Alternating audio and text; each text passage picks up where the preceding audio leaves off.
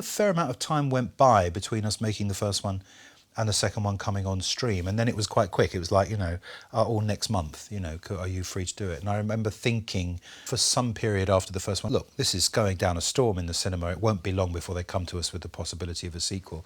But that was misguided on my part, because, I mean, who knows what the full story would have been if they'd got Andrew Robinson back. My contribution to part 2 is very small. What's the matter, Kirsty? It's only Frank. It was a classic thing of, hi, we've had the Hellraiser guys on the phone, they want to do a sequel, and they're sending you a script. And I remember looking at it and going, right, yeah, I mean, I love playing the character. There's nothing new here for me to do. They haven't taken this into a new area or developed it especially, but that's not my department. And I sort of said, yeah, that's fine. I thought that the aesthetic of the first film was so successful, I wanted to be involved in that same thing. It's only Uncle Frank. Oh, no. Didn't you get my message? The scene that is there is it's undershot. It's the production values aren't as high. There seem to be these kind of weird trays with people underlit, and you sort of going, well, that's a person underlit. It's not like a Cenobite. We've lost the charm, the strength of the imagery. It's just become a bit, not lazy, but undeveloped. Well, it did look like a sort of room off an airport lounge, a bit, I would have much preferred a kind of sleazy mattress and some sort of chains in the corner and, the sound of some crying off or whatever. That would have been the world that Frank knew. I think in terms of art direction, in that area, the film just didn't have the power, either financially or visually, to do what it set out to do in those sequences. This is my hell. They're here to tease me. They promise forever and never deliver. But again, you only know that once you're on the set shooting it, and then you when you see it, you go, okay, well, that's not quite the deal. If you're going to replace Clive, you may as well replace him with someone who's even more dynamic in storytelling terms. I didn't get the impression that was the case. That was a weird thing. I would have thought that would have been a shoo-in. He's had the hit with the first one. He'll have an even more firm controlling hand in the second. Tony Randel, who directed the second one, I met him on the day that I did my scene, and we had perfectly reasonable conversation about what the scene was. But there wasn't any sense of... I didn't get the impression that there was any amazing new dynamic that this guy was going to bring to the piece. I don't say that discourteously to him. I just thought, I wonder why Clive's not doing it. I was aware that it felt a bit more work a day, whereas the stuff we'd shot on the first film did feel unique and driven. You get that with an auteur director. You get that sense of you're part of a clear vision, whereas with something like Hellbound, it was much more clearly a sort of work-a-day experience. They were using the things they knew worked from the first film.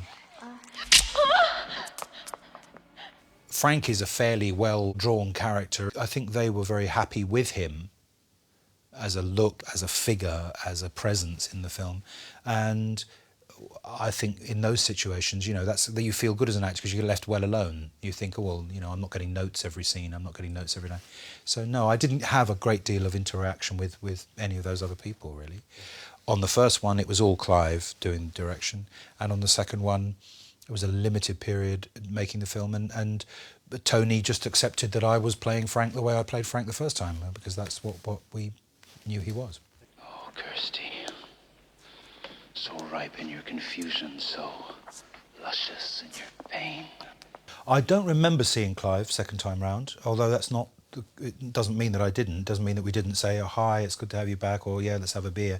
But I don't remember that happening. And we just, I think I was probably on it for 2 days. It's 2 scenes, isn't it? I think it was maybe even 1. Oh, Daddy. Oh, come on, Kirsty, grow up. When you're dead, you're fucking dead.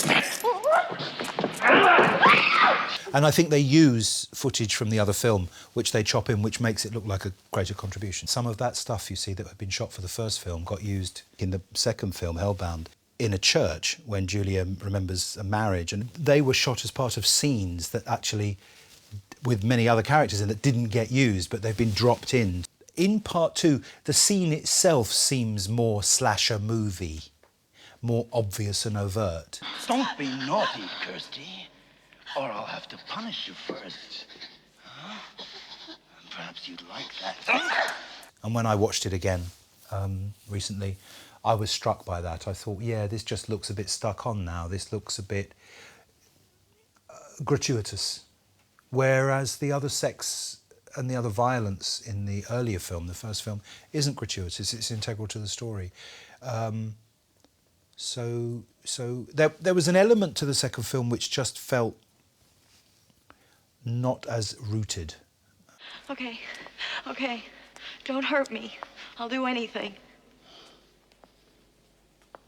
I remember doing the fire sequence. The burning sequence was quite long-winded. That went on for a while, but it worked. I did my scene with Ashley. I think it was only Ashley that I worked with on that. She was extremely committed to it all.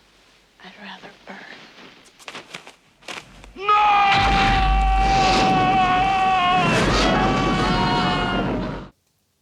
I'm not absolutely sure that I wasn't there when some part of it caught fire. If so, I think they were onto it fairly quickly, because you always are if there's gas burners and candles around. There's always a lot of safety equipment there. I'm not surprised. There were a few candles, weren't there? There was thousands. Well, that would explain something, because you see, if it was before we shot the scene, then that would explain why the set was less elaborate than it might have been. If, in other words, they were working on a sort of recovered area. We were covered in safety gel and stuck between I was stuck between two big grids of fire, one behind me, one in front of me. So one that went up, and as soon as they got, it's hot, you're hot, but you're away from the flame, and there's one behind you, which is so you've got a minimum amount of space to go forward and back in.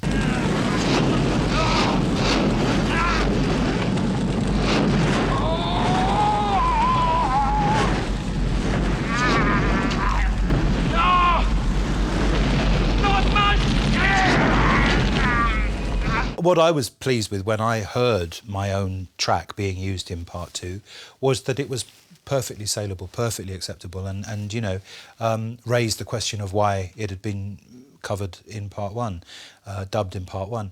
Oh, don't be shy, beautiful. Ghosts aren't jealous.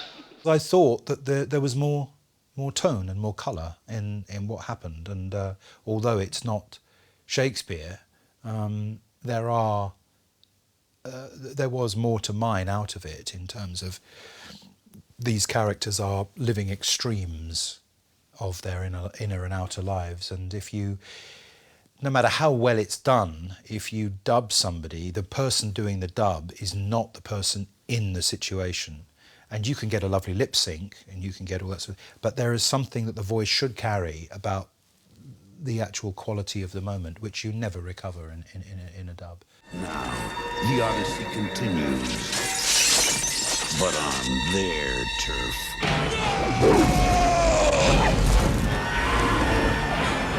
Hellbound Hellraiser II. I walked away from the second movie's shooting, and all involvement stopped there. I wasn't offended by that. That's the way it was. I did hear that they'd done a third. And this time, it's going to be hell on earth. And I thought, oh, well, they've obviously gone in some completely different direction. Relax, baby. This is better than sex. It's so good to be back. Clive Barker presents Hellraiser III, Hell on Earth. I thought that the second film, which I had very little to do in, but I thought the second film was of a very different order, and made me actually think, oh no, I don't want to do any more of this. I want to get out of this. I think the first film is an absolute gem. And it's contained. It's a contained, tough, hard little film that knows what it's trying to do, and it does it. We'll tear your soul apart. I've had letters from various people who want me to do unspeakable things to them. I come out the stage door at the Royal Shakespeare Company sometimes, and there are men in wind-sheeter jackets with pictures of Frank to sign, and that's all right. The film has followed me around. I do when I'm working in other places. People come up to me and go, oh, you know, I just want to tell you that I love that film, and it does that, and I watched it, and we used to watch it, and we always had pizza, and we'd have a Hellraiser, and it's fine. And that's lovely. That's exactly what you'd want with certain, you know, movies that you've made. What's your pleasure, sir?